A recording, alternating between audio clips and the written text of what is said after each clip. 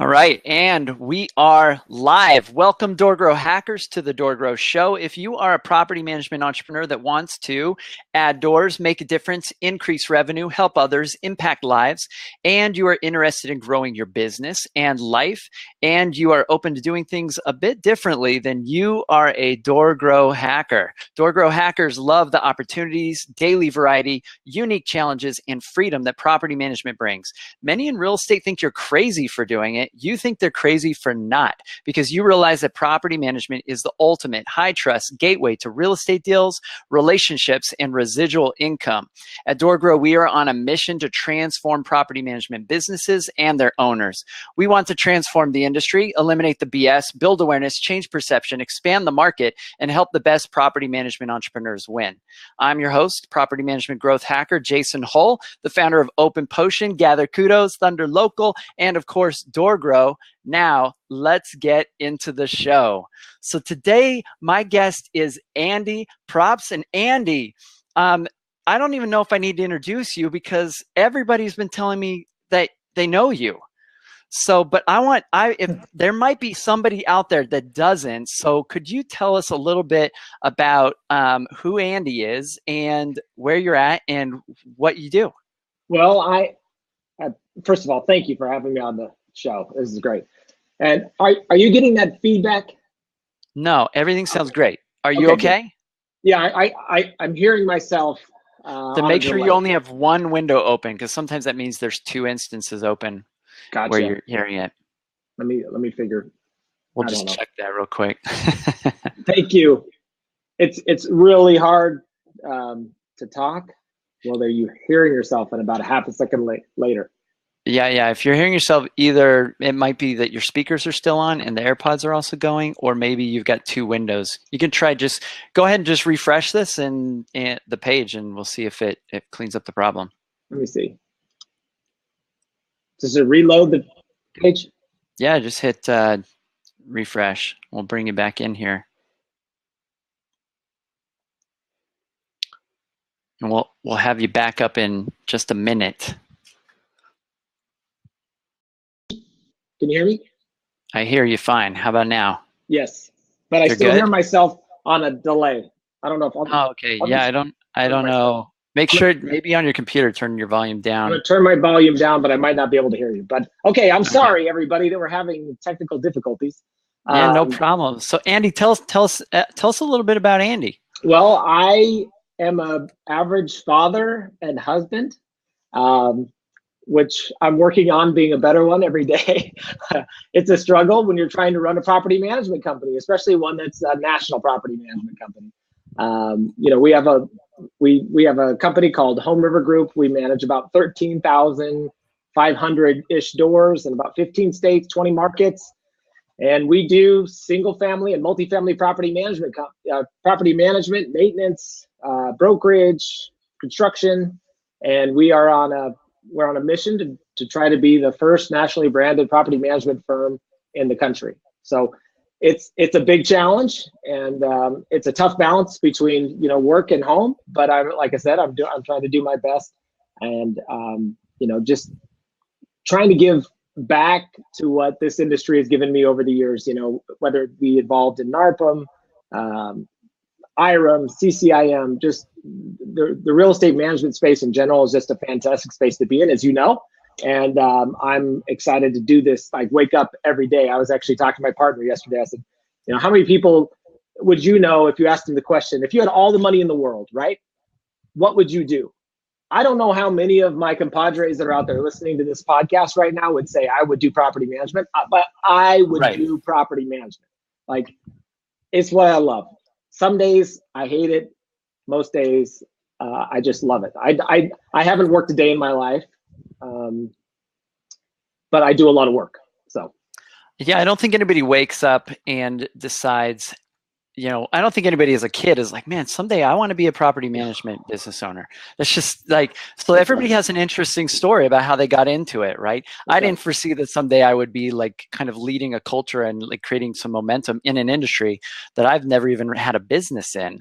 That was just not in the cards. I hadn't even considered it. I didn't even know what property management was until we started just naturally attracting some clients in the space. So what was it that pulled you into property management? How did you fall into this? That's a great question. I'd love to find out.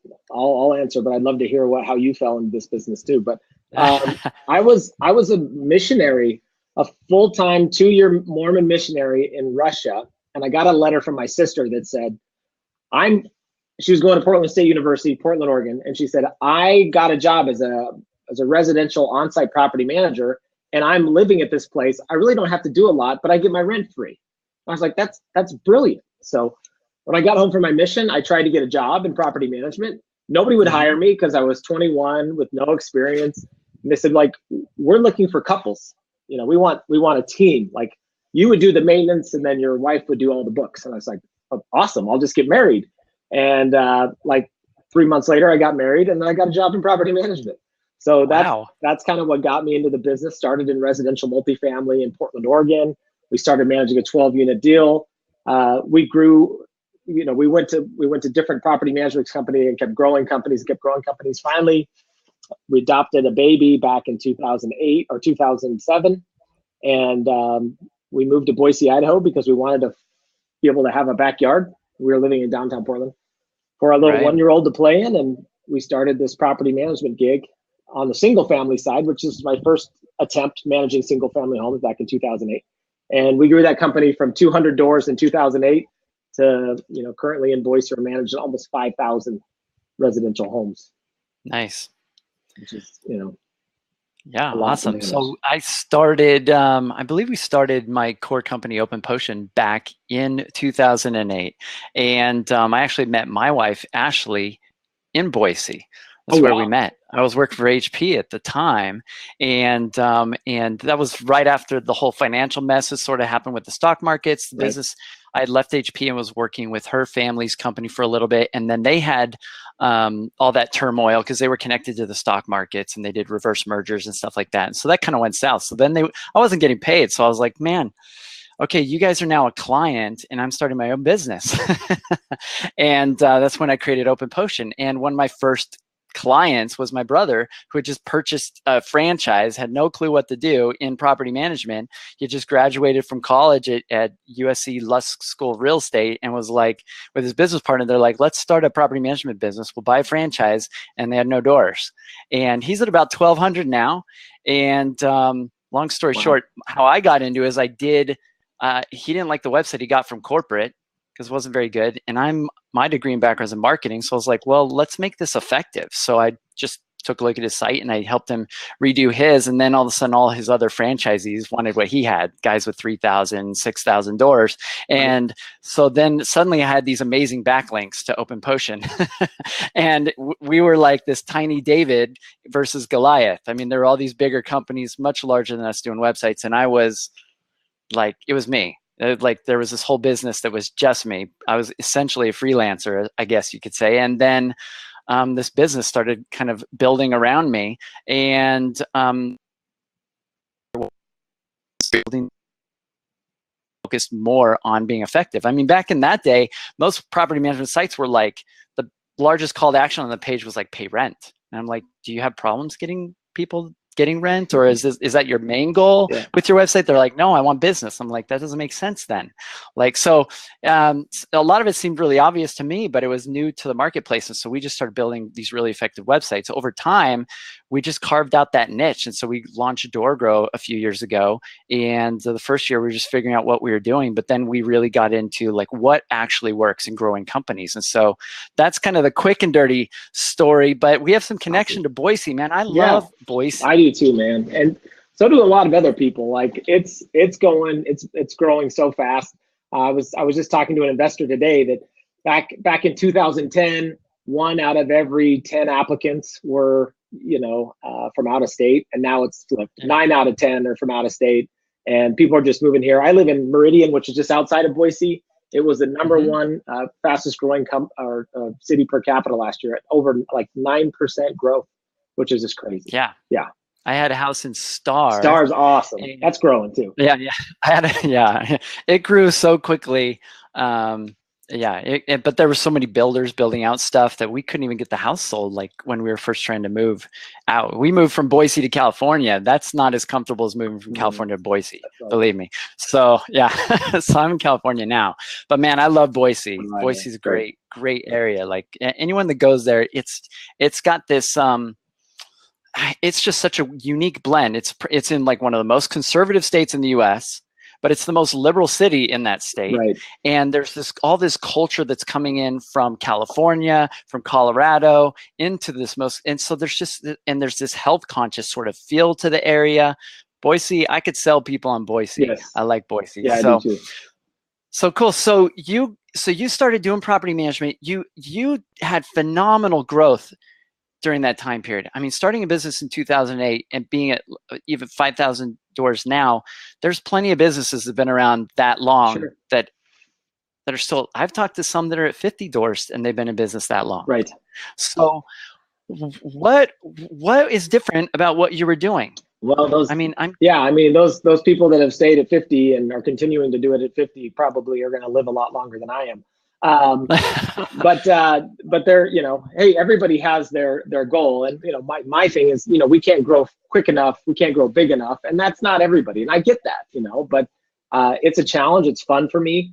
When we first started bringing on properties, it was really easy to grow. So 2008, 2009, 2010, the phone would ring, we'd pick up single family homes. But in 2010, we realized that, there were homes that 2-3 years ago would cost $200,000 to build that were selling for $50,000. We knew that those numbers on those properties wasn't going to stay there long, and that eventually all these reluctant landlords were going to move, are going to move these products. They don't want to hold. They don't want to be landlords. They don't want these properties. So we continued to pick that stuff up, but we shifted our attention to some multifamily, some small multifamily projects, because that stuff is a little stickier. It's long term. We got in with builders and we just started building actual rent investor products where we could put tenants in and they'd be a great return for investors. So we became hyper focused on investors, hyper focused on investor returns. And then we went out with a message saying hey, we can bring you these dollars and cents. If you bring us dollars and cents, we'll bring these dollars and cents back to you faster than anybody else in a market that historically we collect 99% of the rents. It's a very safe market, landlord friendly. So we pushed that message. It worked really well. I'd say 70 to 80% of our total inventory that we manage in just the Boise market is stuff that was built from the ground up, new product that we built from 2010 to currently. And that is the way we have grown quickly. So that's a model that I've talked about in the past to people. A lot of property managers kind of are having a hard time wrapping their heads around it. But the fact of the matter is, Jason, that the inventory is shrinking because of the hot real estate market. And a lot of these investor markets, these investors are getting rid of these products and trying to move their money to other parts of the country where they can get higher returns. So I think one of the biggest opportunities for property managers today and the future is to build their product. Their rental product needs to come from somewhere, and it's not out there as readily as it was many years ago. So it's got to come from somewhere. National Multifamily Housing Council is saying that we need 3.5 million homes in the next 5 or 6 years to keep up with pace. Single family build to rent properties are popping up all over the country. We're doing a few of those. The demand is there by far. I've never seen rental demand as high as it is now, but the problem is our supply is shrinking. That's not good for property managers. That's not good for renters. And it's not good for investors, because if you look on Bigger Pockets or you talk to people that are out there trying to buy products right now, they can't get their money in the market because there's nothing for sale. So our strategy is to put the sticks in the air and make something happen. So is what you're saying that there's an opportunity right now in property management for those that can also become builders and actually start building out properties? No, man, I haven't built a single property in my life. But what I've done is I found the right opportunity. So maybe there's a piece of ground, there's an investor with a need to go get return on his money, and there's a builder out there that wants to build a product. And so and you're the matchmaker. I'm the matchmaker. I bring those people together. I put together a nice performance and say, hey guys, if we come together and do these things, we'll put in X dollars, and then we'll be able to take Y dollars out. And if you do that so many times, we've probably done north of 20 build-to-rent projects since 2010. So we're doing 3 to 4 lease-ups a year on small multifamily, single-family products, larger multifamily, and that stuff is great, because when you bring on that product, you typically bring on an owner that doesn't have this kind of preconceived notion of how these properties should be managed. They're getting your ability to manage. They're trusting you from the beginning. Oh, that's how it's always done, because that's how we've always done it. Where we've taken over. This is how we do it. Trust us. We've taken over multifamily projects in the past. They're very difficult to take over because certain things the owners liked about the way the old management company did, but they like a bunch of stuff and so they want to try to change our model. And when you try to change our model, guess what happens? We start making mistakes. So there's no better product in my mind to manage than stuff that you take on from day one. Build to rent product right out of the box. You get the certificate of occupancy. Here you go, and you put in a renter, and then the tenants and owners love you. Love it. So this is probably a really great opportunity, especially in areas where places are growing, where there's actual places are building out, and they should be connecting. Property management entrepreneurs should be connecting with builders, creating relationships, and figuring out how they can entice them or seduce them into doing business together, right? And playing that matchmaker role so that you can help them, become investors, not just builders. Right. Yep. Okay. Yep. So what do builders want? So I want to go down this channel just a little bit here if you're open. So what are builders really looking for? Like, how do you get a builder to pay attention to you and get them interested? Well, I mean, builders want to build, right? So I don't think it's a difficult conversation to have with anybody that's, a production builder over. Sorry, my thing just came unplugged. I'm having all sorts of technical difficulties. A production builder. That's okay. A production builder, maybe a guy that builds 25 single family homes a year, and he wants to do something different. Maybe you have a guy that used to build multifamily in the multifamily boom back in the early 90s, late 90s, and wants to get back into it. And for you to say, look at your local supply and demand statistics. What are the surveys saying? What's your vacancy list? There's a great resource, IRR.com. It stands for Integra Realty Resources. Go to that website, pull down your market. It's going to give you tons of information about your local market, on what the vacancy rate is, what part of the cycle of your market. Are you in the expansion phase? Are you in the recovery phase? All this information that you need to kind of build a story to say, we need this product and this is where we need it. You've got to go talk to a few what we call land hounds. So if you have access to your local MLS, pull up a search that shows you who's selling the most commercial or residential properties, land. Call that guy and say, I'm a property manager. We have this huge need, this huge delta between supply and demand, and I need a piece of property that's going to fit XYZ model. And then you have your owners. So a lot of property managers, if they manage 50 or 5,000, they have an investor base that rarely ever gets tapped, right? They can start calling these investors and saying, hey, we have this huge need in this market and we need money to build this project. And typically the money that goes down on these build to rent projects is you need cash down to buy the land. Once the land's bought, and you want to obviously buy the land contingent city approvals, or buy land that's already approved to be built on multifamily or small single family. Once that's done, you put the money guy together with the builder, you're the manager, you help them get all these parts put together. 6 months later, you have product that you're renting. And that's the very high level, short, easy way to go about it. But as you probably have seen in this business, Jason, the guys who are not passively trying to grow their business the way business was used to come at them, which is, hey, I'm going to wait for somebody to click on my website and the phone ring. Right. And I'm going to get this. I'm just going to wait. That's not happening. It's not going to work. I think it's a good strategy. You have to have a multi-pronged approach. But the guys that are growing their property management business the fastest are acquiring new units, or they are figuring out a way to engage investors to buy their product.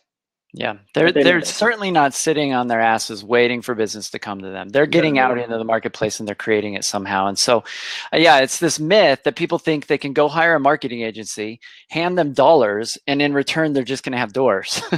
And the best thing they'll give you in return is cold leads that are the most price sensitive, probably leads, the worst leads as possible. And everybody thinks, well, those will be just like the ones I'm used to, which are word of mouth. Right. And they're completely different, right? Completely different. So, all right. So this idea that you have, where you mentioned there's this opportunity right now, it takes builders, it takes what you call land hounds, these people with land, and then it takes owners or investors to finance. Is there anybody else that's kind of involved? Obviously, the property management entrepreneur. Yeah, property management is really important. We have a workflow of all the different things that you have to knock out to make this thing happen. And like the first couple that you'll do, you'll make a bunch of mistakes, right? And you'll learn and you'll get better. But the funny thing is, once you do it once or twice, everybody says, well, that's the guy that does it. So if we want to do it, you don't have to start working on land hounds. You don't have to start looking for builders. You don't have to start looking for investors, because they'll start looking for you, because there has never been more money on the sidelines. Just waiting. Jason, I swear, if I kick this thing one more time, I'm gonna unplug my. Just waiting, to be invested somewhere. It's like the stock market's inflated. They've been saving all this money because they were initially worried about how we're going to recover from the downturn, and now they're like feeling good about things. And people are paying ridiculous prices. So I know there's a lot of property managers that are real estate agents also. This is a great way to increase your brokerage revenue, because if you build, single family investments, fourplex investments, large apartments, somebody's got to sell those. Who's better equipped to do that than you?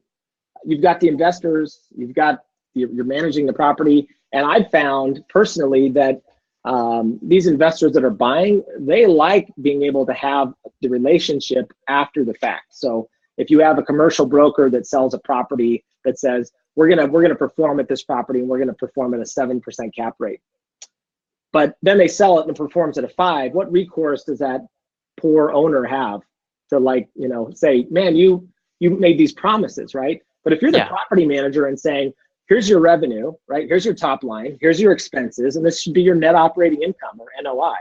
And you're the one that's controlling all that activity, the revenue at the top, the expenses, and what their NOI is. They feel really comfortable doing business with you, because they know you're not just there to make a sell, you're there after the sell. So whatever you're saying the property is going to do, who has more control over it than the property manager? So I found that that's really easy to convince folks, and I'm not going to convince them to buy a product that's not going to perform, because again, I'm stuck with it. I'm going to get yelled at every day if it doesn't do a good job. So it's equally skin in the game for the owner. For us, we have upside, owner has upside, but we have to perform because the owner's performed. Yeah, I love this idea, and I love how you'd mentioned that we just start doing it, and you're gonna fail, you're gonna mess up on a few instances in the beginning. And one of my mantras is, we all start at level suck. That's where you start. My son just started learning to ride a bike. My daughter's learning how to read, and I mean, you see kids get frustrated, but they just keep going, but that's just part of the process. Like, we all start at sucking at whatever we're doing. You should see my first podcast episode. It was brutal. It couldn't be any worse than this. I'm glad you're not that guest. No, his internet went down during it, and he ran a tech company. So he was. Boy. I don't know if I'll ever get him back on the show. Yeah. So he was one of my first. But you're making a great point, man. If you're not trying new things, if you're never failing, that's because you're not trying new things. But don't be afraid to fail because there's not a lot of upfront risk to doing this for the property manager, right? Because you're not putting in thousands of dollars to buy the land or to buy the sticks and the bricks. you're just matchmaking. Like you said, Yeah. you've got a guy that's got money, he wants to invest it. You've got a builder that has all this energy and the ability to build a product that's going to be, to make this guy happy. And you have the most important part of any property is how it's managed, right? You're very important. And so you're managing the building, you're managing the owner, and you're managing the people that are going in there. And I think out of all those people, I don't know how these projects don't get built without guys like us. The builders that go into it and don't have, a property manager in their quiver, they're guessing on what kind of finishes matter to the tenants. Well, how do you know, builder? You probably live in a 7,000 square foot house in the nicest part of town. You don't know what the tenants want. You don't know what the unit mix should be. You don't know what the rent should be. You don't know what the amenities are. What's going to make this project the highest and best use for that particular area and produce the most revenue and income? Who's better to answer those questions than guys like us, property managers? Who knows what tenants want? But there's tons of resources out there. Like I said, IRR is one of them. The Tapestry site to do business, where you can, when you're looking for these pieces and these opportunities to invest money, when you say this part of town really needs multifamily, well, go to tapestry.com/something. Just search area demographic Tapestry reports. Okay. And then make sure that the right people are in that area. It'll tell you like the average family size, what people's their income is. There's another one that's really great called Neighborhood Scout. That's one I put a lot of, because it talks about crime, it talks about schools, it talks about demographics, talks about median income, average income. So then you can utilize these facts to build your story to sell this. Great schools. You can look it up on Great Schools. They'll show income in areas and schools. Great Schools, yeah, it's free. Yeah. That's a free resource. There you go. But I mean, you don't want to go to a builder and say, I want to, you need to build 500 apartments here and they all need to be 5 bedrooms. Yeah. You got to make sure you know who's in that market. It's the right demographic product for that.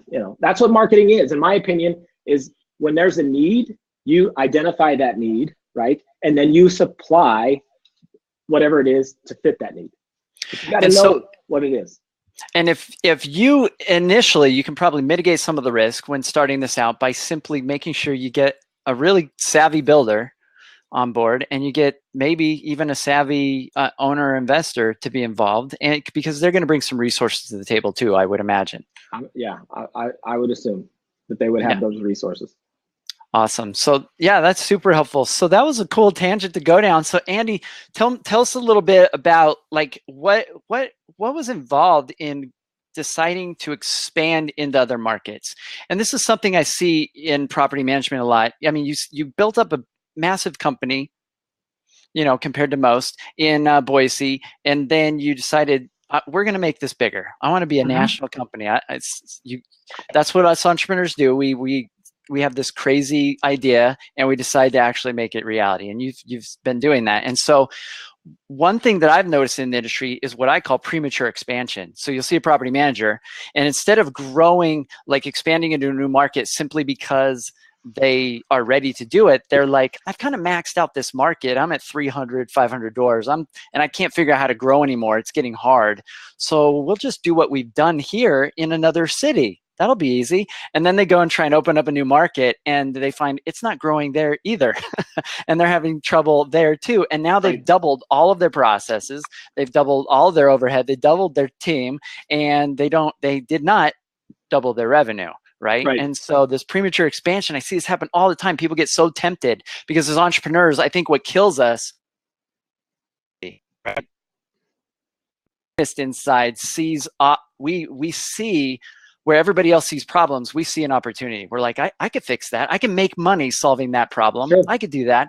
And then we get distracted. We get diluted in our energy, in our focus. So when did you recognize this was the right time to do this? And what thoughts do you have around like when is the right time to focus on expansion or hitting a new market? Boy, I think expansion is probably one of the as far as going into a new market, expanding that way, probably one of the most difficult things there is to do in the business. Just because we've this location, we've greenfielded into 4 other markets, and it's property management, as you know, is so fragmented from city to city, state to state. It's so much different, and what works here doesn't necessarily work there, and it's so, the success of any of our markets is so, the most important. What I'm trying to say, most important thing is getting the right people that can execute, because you can have the best systems in the world, but if you don't have the right people to execute those things, it doesn't matter. But I mean, we felt like we were getting close to a critical mass, and I saw an opportunity. This is property management as one of the last businesses in the world that hasn't had any type of a roll-up strategy. It hasn't been really institutionalized, especially on the single family side. I saw what was happening with these institutional investors and the need for people to exchange properties in one part of the country and move to another part of the country based on where those markets were at. And there just wasn't a good apparatus for that. And this opportunity came to merge my company with 2 other companies. And now obviously we're building this national property management platform. But, to get back to your original question, the expansion thing is like, I wouldn't even consider expanding unless, you're just looking for a lot more to do and get a lot less money up front. But eventually it'll pay back if you do it right. But it is very difficult. Like, unless you have somebody in your organization that says, I'm in Boise and I'm going to move to Kansas City, and they're like the best employee of all time, and they happen to be a licensed broker, et cetera, in Kansas City, you say, man, this is a great opportunity for us to expand. But to go out to a new field, hire somebody. The reason that we've expanded in these other markets is because we've had investors in our portfolio here that says, we don't want anybody else to manage our property. We have 100, 200, 300 properties in this area, and we want you to manage them. Could you go do that for us? And then we figure out how to make that happen. But for us to just go out and say, we like this market a lot, we want to expand to that market. In Boise, there's 55,000 residential rentals, and we manage 4,000 to 5,000 of them. So we're almost at 10% market share. There's still 90%. We could still grow more, but but if those opportunities weren't there, there's probably a good chance we wouldn't have greenfielded in those areas. We would have found a good operator in those locations and teamed up with them, bought their company, and then helped them grow with some of the systems and the people that we have. So unless there's a critical mass of properties that it's going to entice you to go to that market, that type of expansion is a really hard sell for me. Really hard. Yeah, I'd have to agree. I've seen people close those second businesses or second markets several times. They call me all the even time. guys with thousands of doors. They call me and say, "Can you? Hey, we have market number 2. Would you buy that? We don't want you to. Market number 1, we don't want to sell, but we have this other market. There's 500 or 600 doors there, and you saw me last year, and I had a beautiful set of hair, and now now I look like I got pock marks and like no hair, and that's all because we went into this other market. So exactly. And the scenario you sort of you explained, unless you maybe have a team member that could go off and is a broker in another city and is ready to do all this. I mean, the odds of somebody that is in an employee type of position then running a whole entity in another area is also pretty rare that's going to work out, right? Yeah. So there's just a different mindset. That employee has got to be like a number 1 or number 2 to even consider it. Some person that's a property manager, like executive $35,000, $40,000 a year says, I'm going somewhere and I want to start. But I've seen companies do that. Been around a while, right? And again, they're either shutting those doors, especially now that I'd say 8 out of 10 property management companies, the ones that I'm talking to nationally, are either not growing or they're shrinking because a lot of those inventory doors are being sold.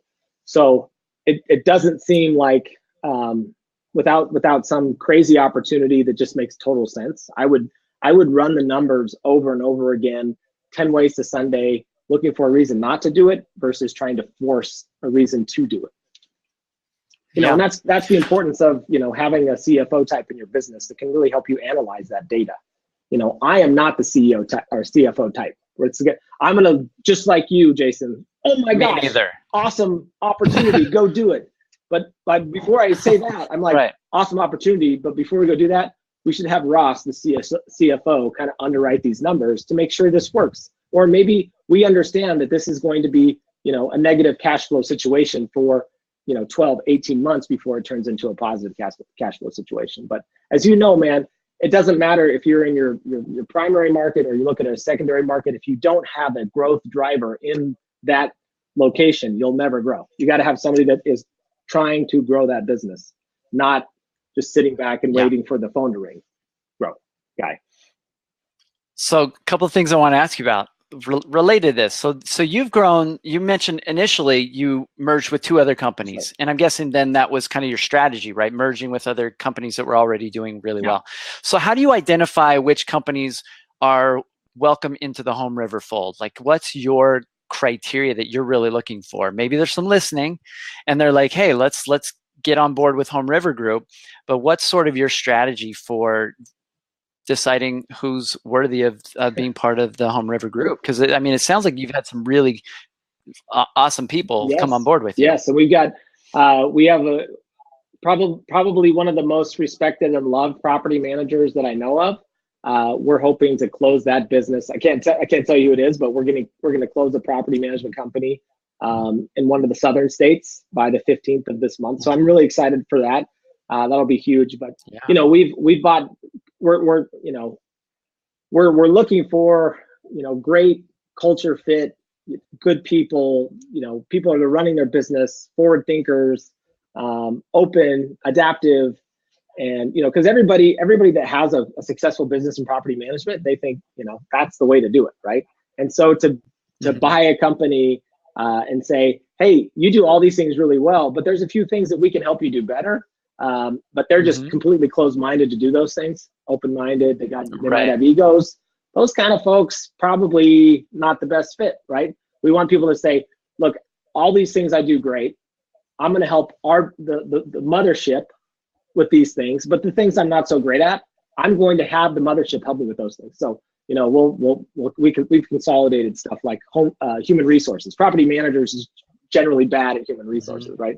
So we have people that do that, and allows us to focus on growth and adding more services, et cetera. But we're typically looking for companies 800 doors or larger. And the reason we're looking for larger companies is because to underwrite and buy these companies, it's very expensive to do it right. To really understand where their business is at and to put a proper valuation on their business. And I feel like we're buying these companies at very competitive market price or better.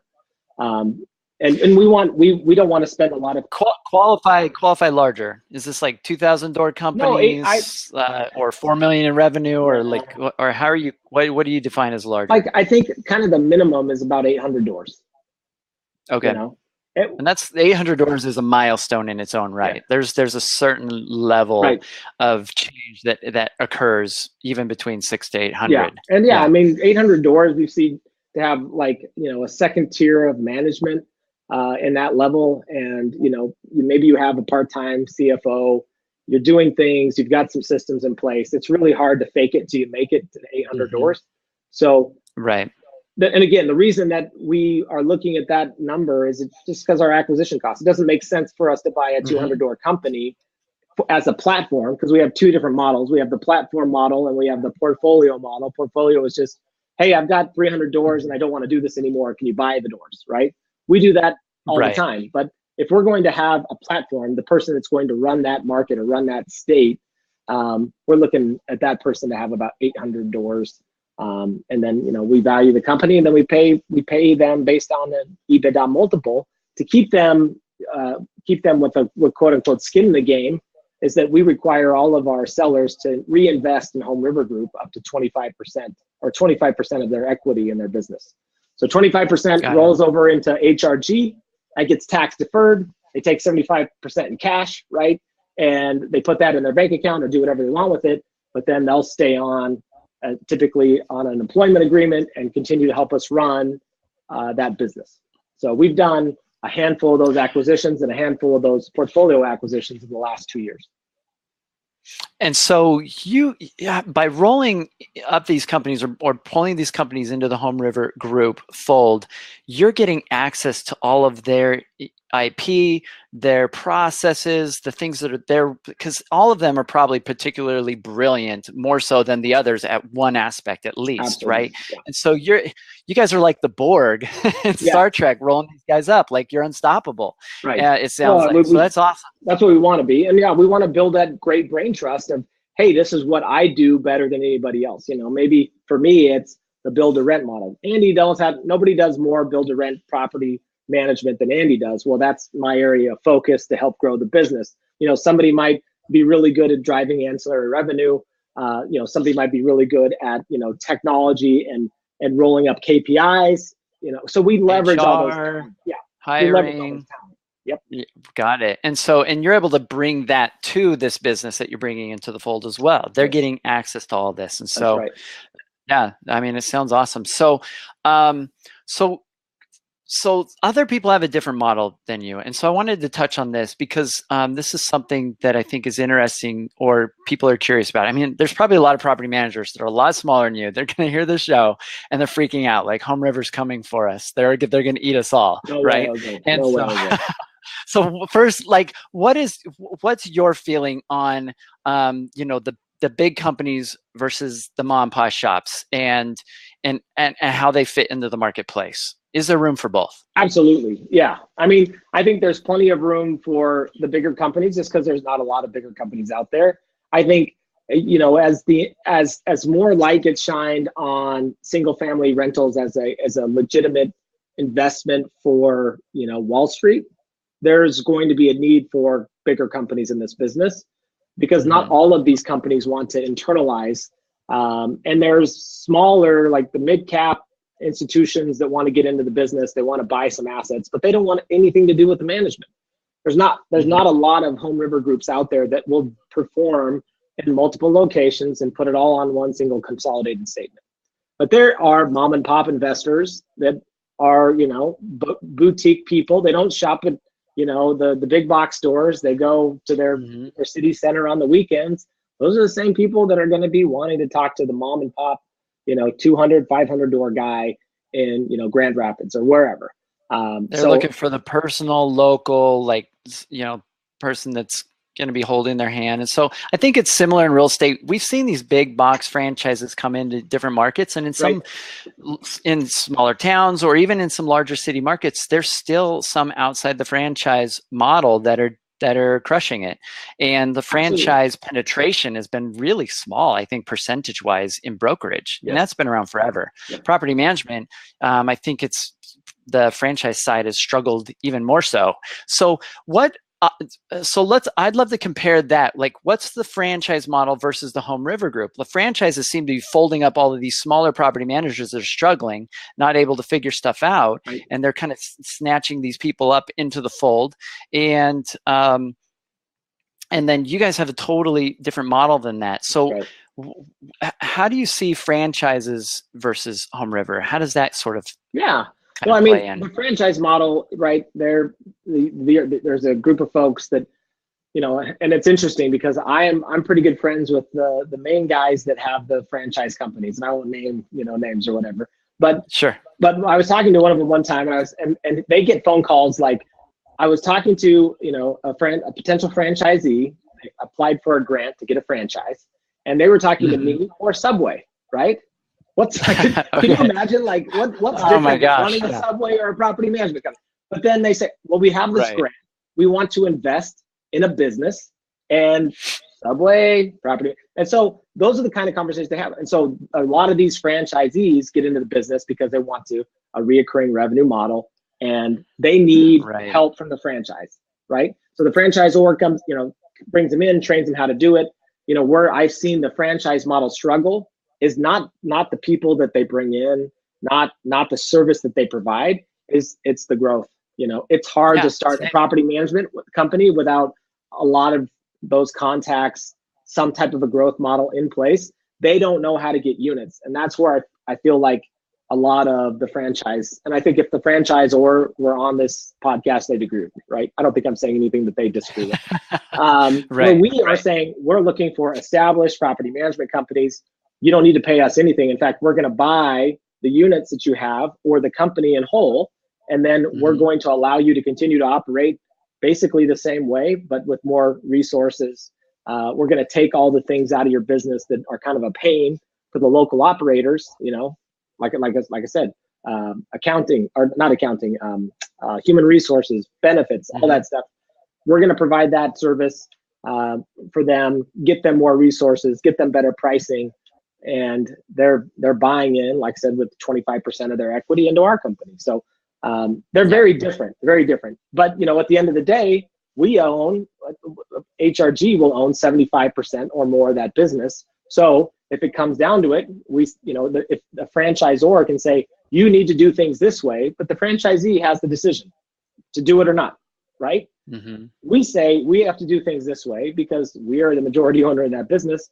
Typically, that's how we have to do it. But not that there wouldn't be a conversation back and forth of, well, it might not work the same in this market. We understand the intricacies of property management. They're very different in different markets.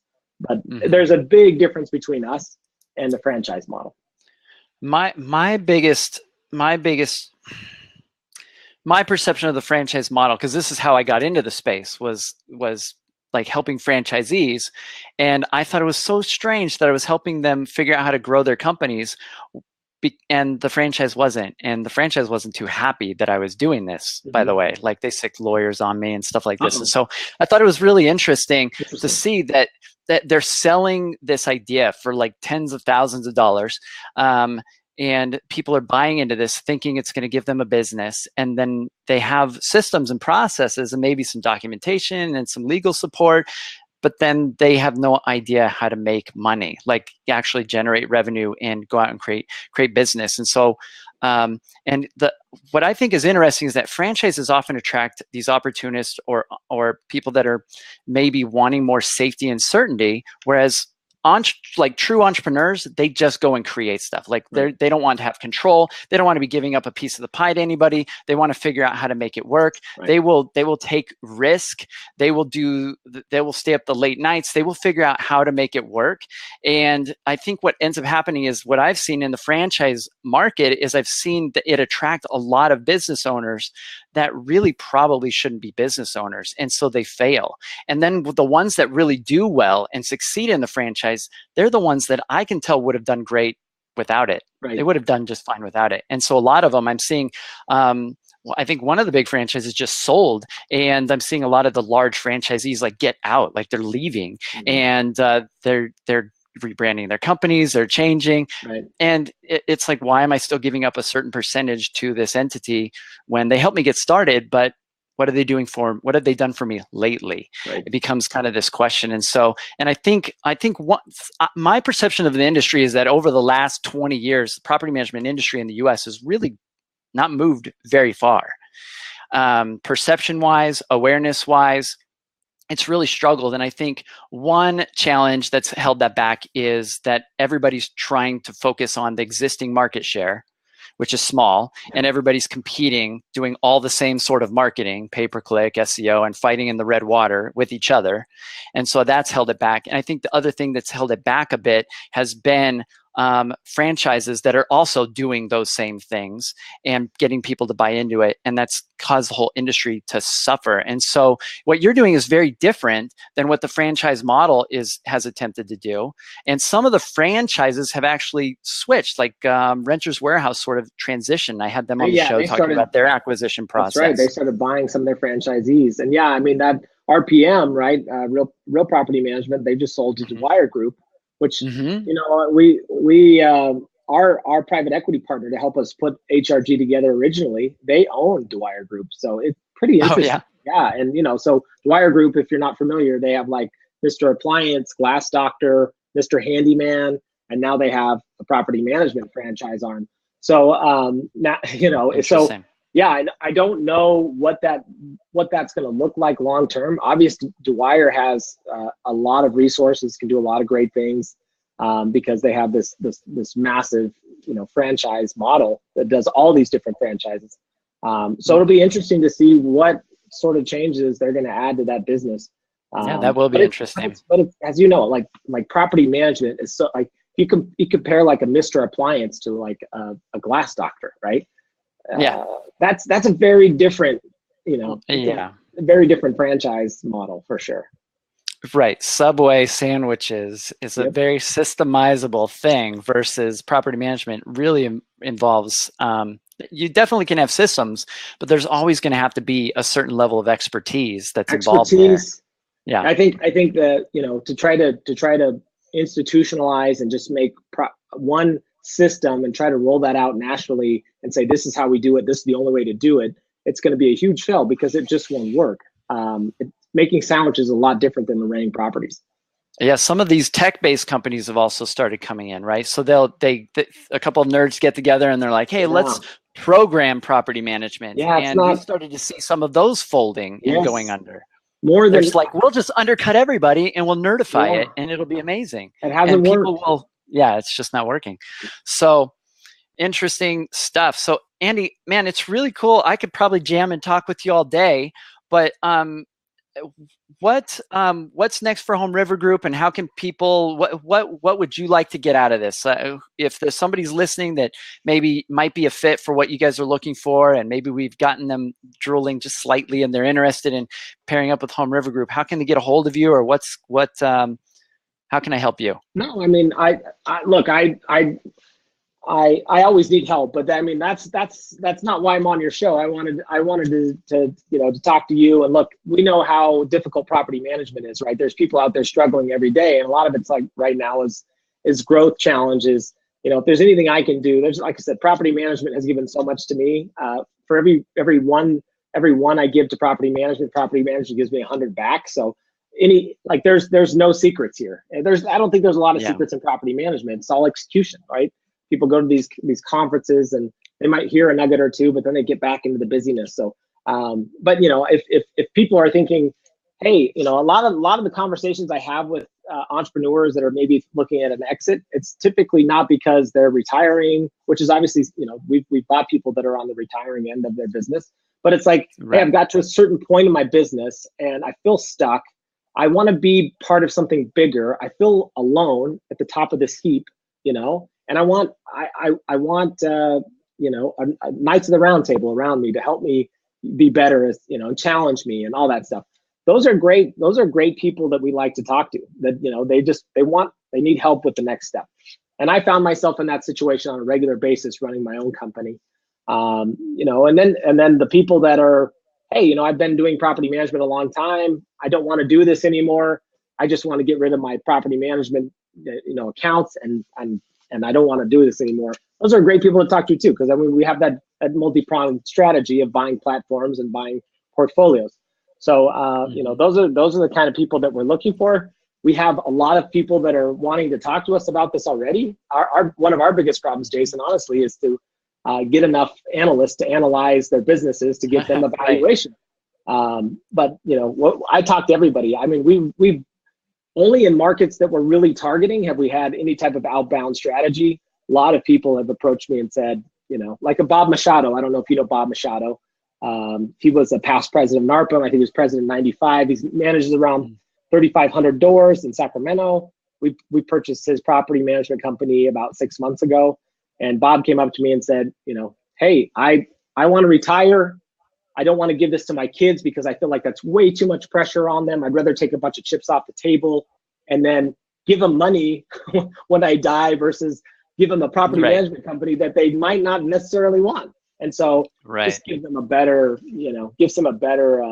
exit strategy than, putting all this pressure on his kids, which, for some people, that's their exit strategy. Give it to the kids, have the kids pay me, or get paid now and pay the kids later. I mean, I don't know what the right thing to do is, but we just like talking. I love property management. I love talking to property managers. So about anything. I love it. I think what you're doing is you're bringing something kind of new to the space, where the option before was either work with companies like myself or just buy a franchise or figure it out. And so you're able to help some of the top tier in the property management space be part of something bigger, which I think is phenomenal. I think one of the challenges I see within the franchise industry is that eventually corporate's interest will somewhere misalign with the franchisees. We saw like Burger King Franchisees Association sue Burger King. Most franchises have a franchisee association to, you know, which is almost like a NARPM or a Chamber of Commerce or something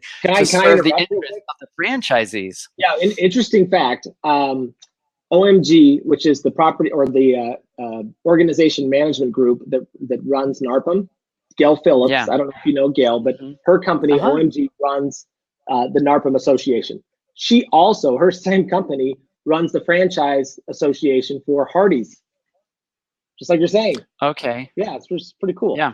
So yeah, I mean, like I did a website back in the day for the Jack in the Box Franchisee Association, and after working with a lot of franchisees in property management, I was like, why don't the franchisees in property management, even though I'm hearing them complain about their franchise heads all the time in corporate, why don't they have a franchisee association? And they were able to bypass that by getting all the top franchisees on their board.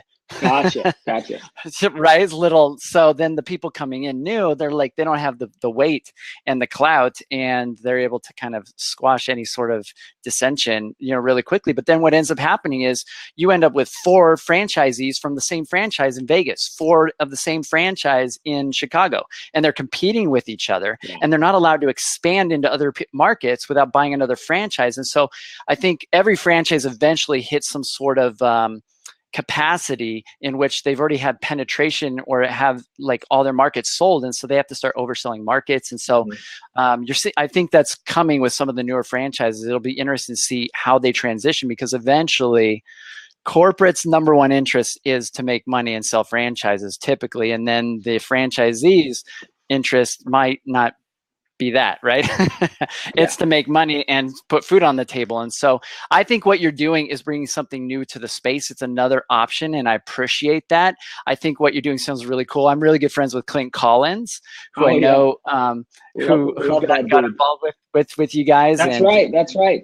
Yeah, and you know what, Clint actually at one point they bought into a franchise model. So you know, those guys will try anything. That's what you love about the Collins brothers. But you know, I guess like my one thing that like you could do for me is basically allow me to say, you know, the one thing I'd love to have a conversation with all property managers is, you know, stop running your property management company as a paycheck model business, and figure out how to eventually build your business to sell it. I think, you know, 9 out of 10 property management companies, they just look at creating a paycheck, and that's unfortunate, because these are businesses that, if you have a level of entrepreneurship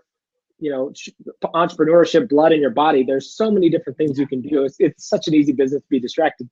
But, you know, get together on a quarterly basis with a CFO type and say, what am I doing right? What am I doing wrong? What can I do to drive more revenue to this business? Not just to line my pocket, but to reinvest it in the business. And eventually one day be able to either give it to my family member, sell it to somebody, maybe you sell it to Home River Group, I don't know. But don't just build the business to pay your bills.